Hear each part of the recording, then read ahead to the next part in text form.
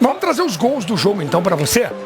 Curtir mais um pouquinho os gols com a análise do Grafite e do Eric. Ederson defende, finalização do Gabriel e aí Arrascaeta fazendo 1-0, antigo rival do Cruzeiro. Jogou no Cruzeiro, foi rival. A maior vítima do Arrascaeta no futebol brasileiro é o Atlético Mineiro, né? Segundo gol do Flamengo ainda no primeiro tempo, Gabriel. Uma bobeira da defesa do Atlético, na bola rebatida da defesa do Flamengo, a defesa do Atlético saindo, não percebeu que o Gabriel estava nas costas, o Lianco deu condições. Uma decisão como essa é erro mínimo, né? Quanto menos você errar, você corre menos risco, né? O Atlético errou em vários aspectos no primeiro tempo de dar o contra-ataque para o Flamengo no primeiro gol, de dar ao Flamengo a possibilidade de roubar a bola nos gols seguintes e conseguiu um ótimo placar, uma ótima vantagem para o jogo da volta, mas o Atlético está vivo. Fez um segundo tempo melhor do que o primeiro e tem chance de fazer um grande jogo na volta na Arena MRV e tentar reverter esse placar. Torcida vai descendo aí a rampa do Maracanã. Perdão, Luiz, eu não sei se o Grafo concorda comigo, o Léo Ortiz tem muita característica de tentar fazer o desarme já passando, já iniciando a jogada. Você vê que ele vai de lado do pé para tentar sair jogando, já fazer o corte e sair jogando. Quando ele vê a bola tá em cima dele, ele não consegue talvez dominar fosse um ela. zagueiro mais grossão, dava uma agulhada na bola e tivesse resolvido o problema. Longe, né? Acontece, é característica. O Flamengo ganha muito com essa característica do Léo Ortiz, aconteceu e o Allan Kardec está ali para isso, aproveitar e pôr a bola na rede. A vantagem é muito interessante, 2-0, mas não é determinante. Vamos projetar o domingo que vem, Grafite? O que você espera?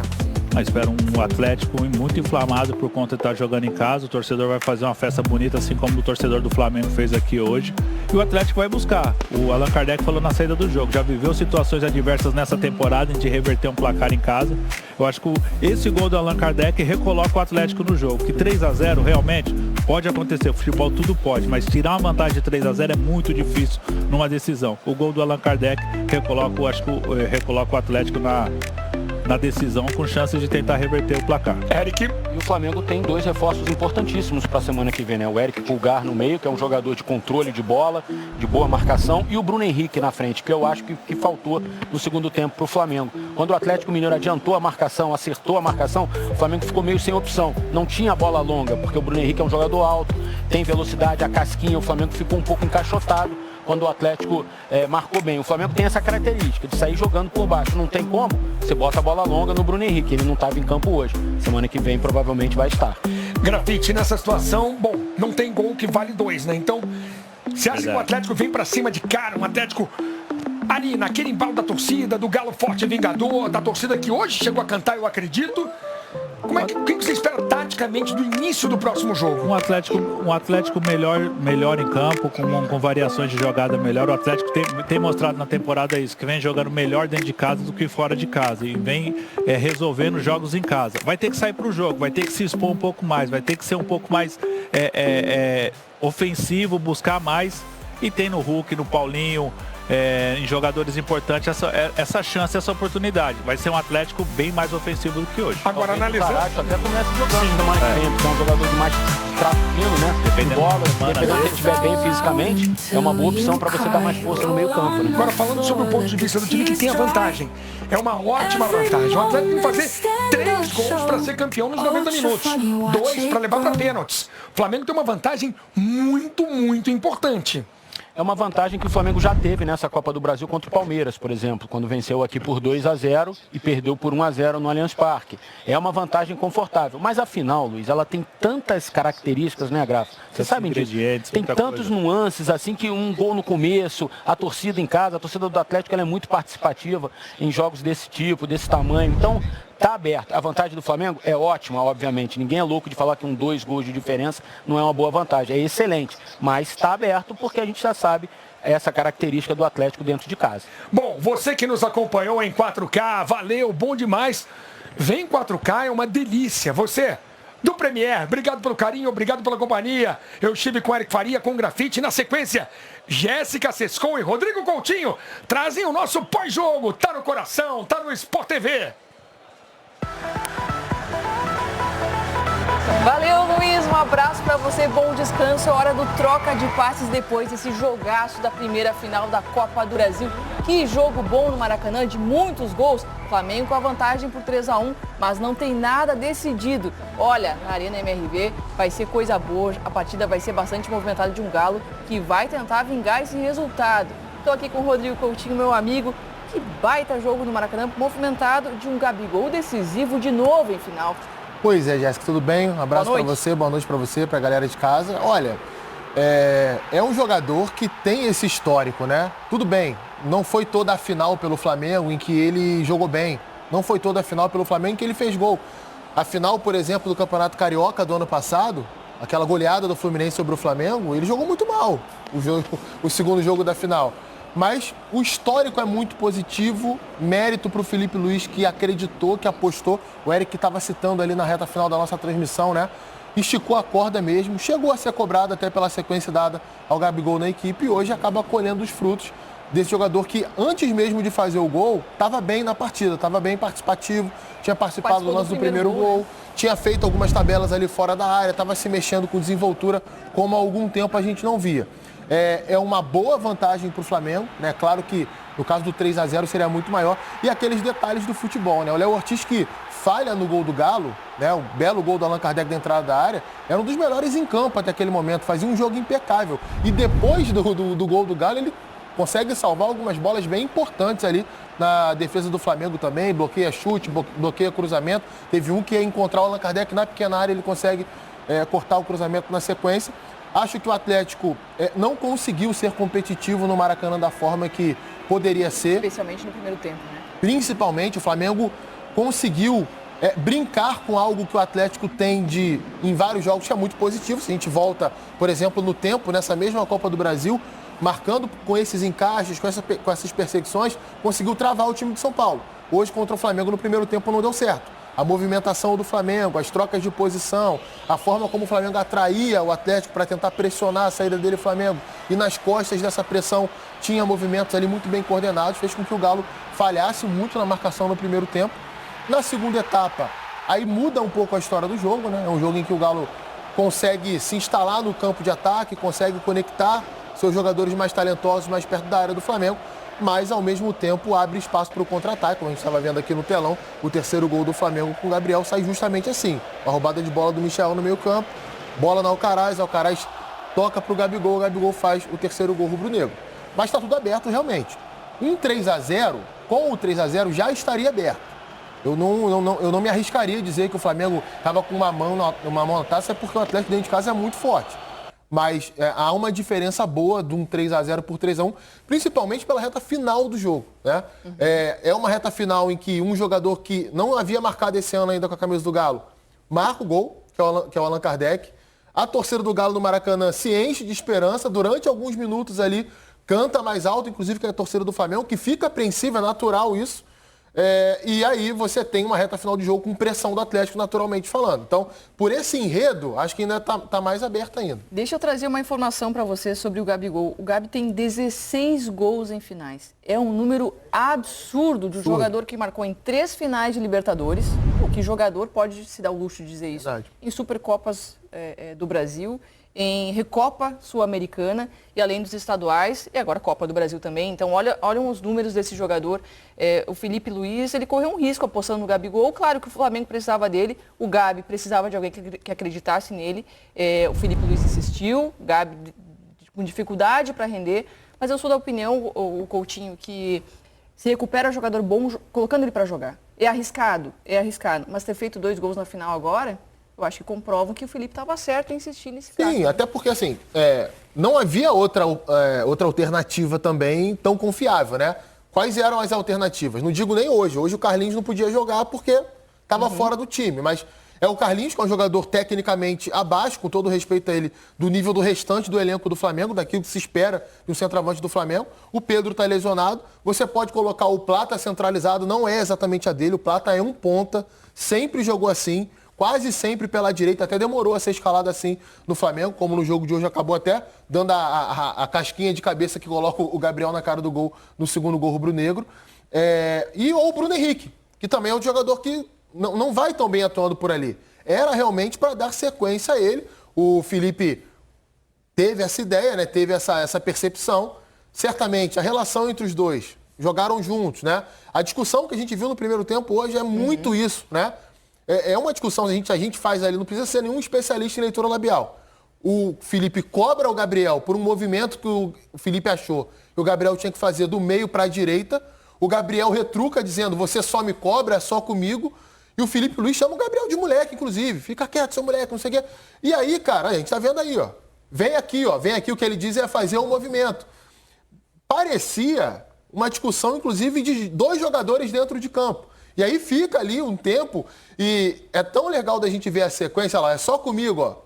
Só fala comigo, ele tá apontando para ele. Olha lá, ó. Gabi é marrento também, né? É.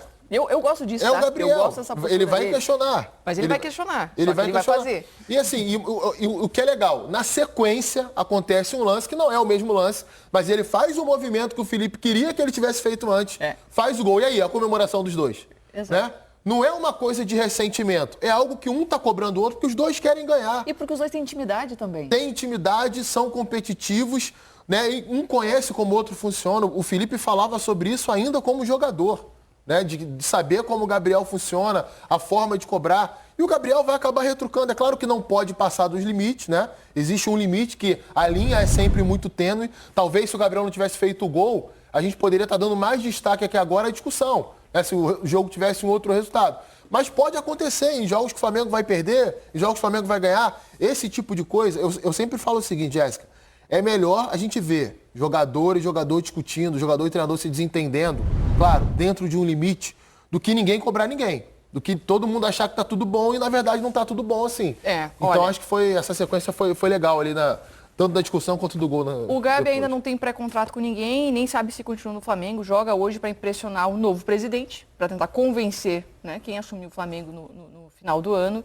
Não sei se esses 2 gols na final já convenceram, mas eu acho que servem pelo menos para refrescar a memória sobre o grande jogador que é Gabigol, do que ele é capaz de fazer. Vamos trazer os números aí, as informações da partida para vocês. Hoje troca de passe é especial, tá? Daqui a pouquinho a gente vai lá para o Maracanã, Felipe Diniz Salage, com o Carlos Eduardo Mansur e também com o Alex. Mas deixa eu passar para vocês os números, tá? E a gente já vai lá para o Maracanã.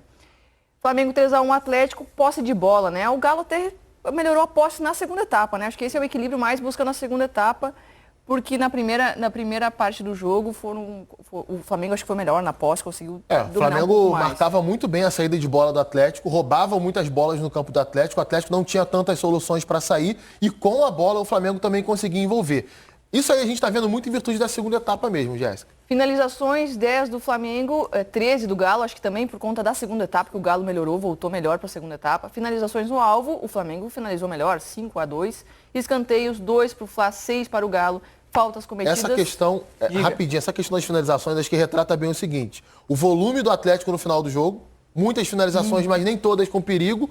E as finalizações no alvo, 5-2 do Flamengo, retratam uma construção muito mais bem elaborada para terminar a jogada. Perdão, te interrompi. Não, é isso aí. E faltas cometidas, 9 do Flamengo, 13 do Atlético. O Atlético demorou um pouquinho para encaixar também a marcação, né? Impedimentos 1-1.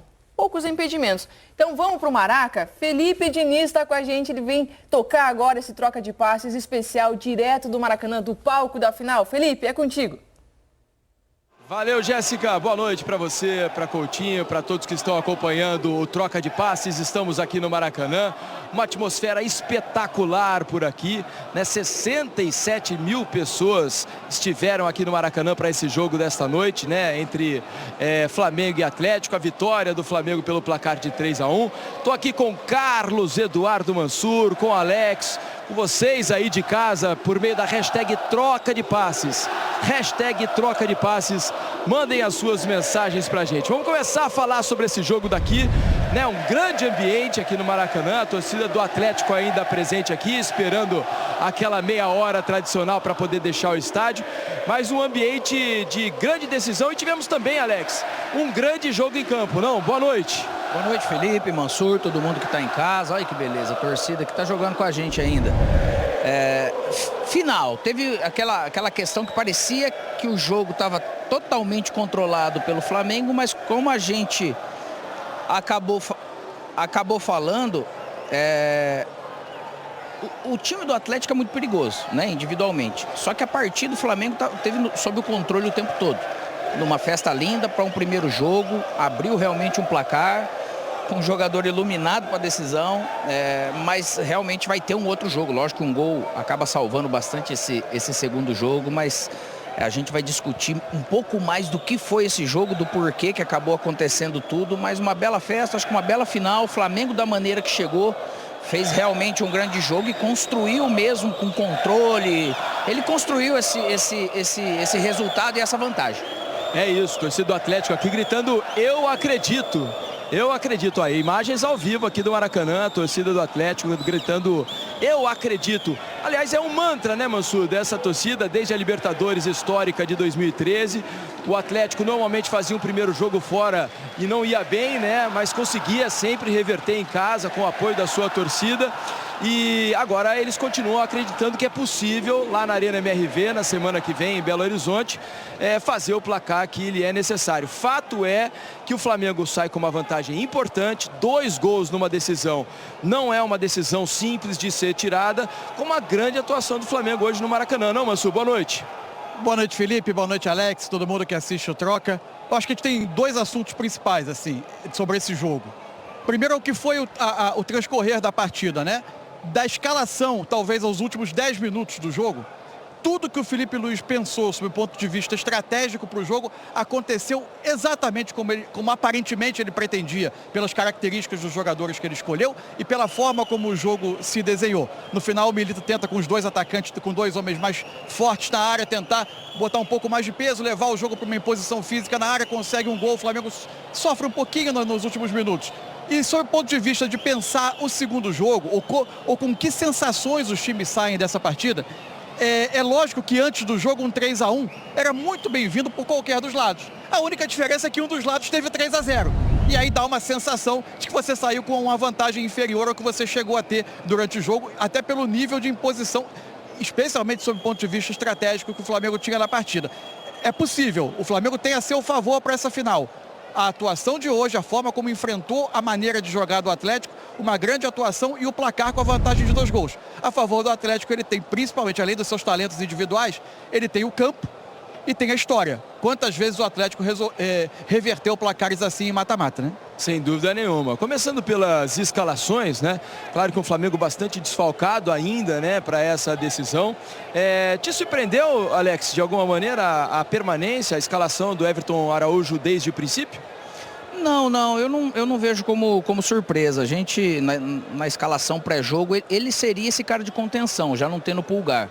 A gente até comentou que ele poderia, de repente, teria o Ortiz como essa opção.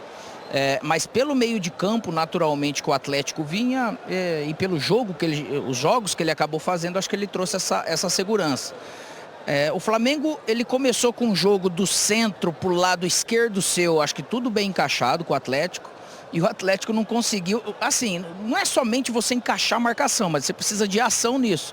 E o Flamengo teve várias ações que você percebe que foram combinadas, entendidas em cima dessa marcação do Atlético, que acabou trazendo realmente resultados, principalmente no primeiro tempo, que é onde o Flamengo, ele pouco a pouco foi tomando conta. E principalmente aqui no Ortiz com o Gerson e Wesley, né? Da maneira que marcava-se esse lado aqui o Atlético, acabava sobrando um, e todos com essa qualidade. Você deixar um Ortiz respirando, com a bola descoberta o tempo todo, às vezes pode não ser o problema.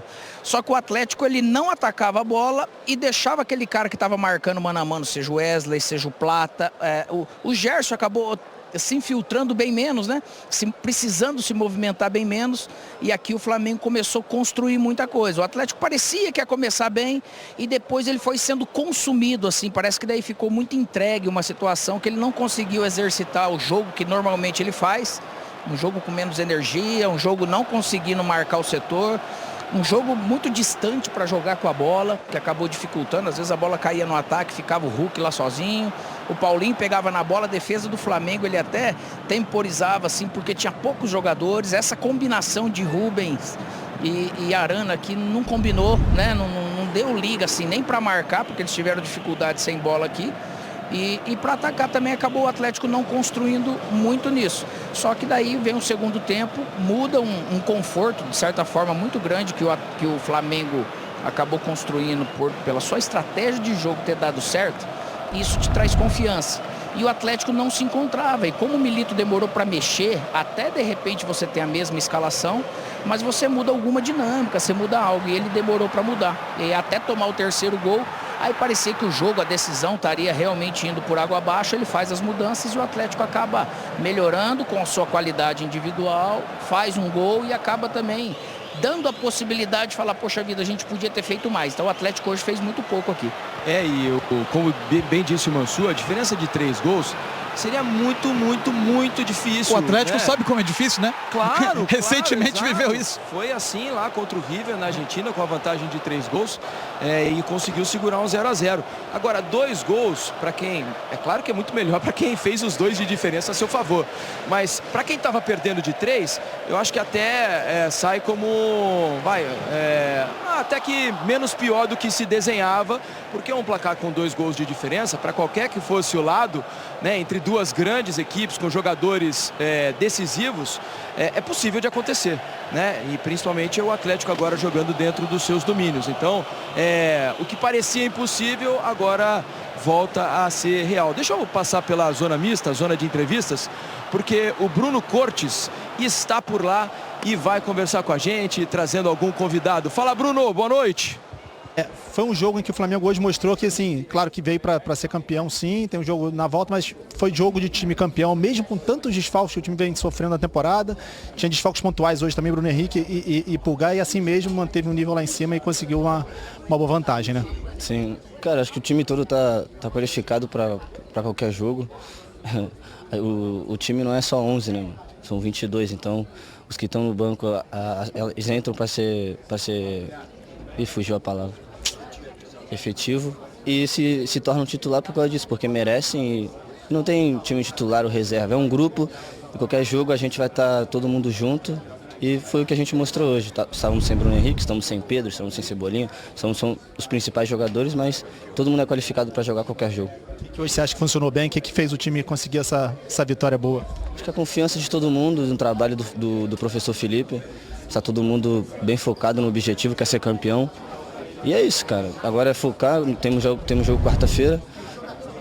A gente joga quarta-feira, agora o foco é quarta-feira e depois vamos pensar em domingo para trazer esse título para a nação.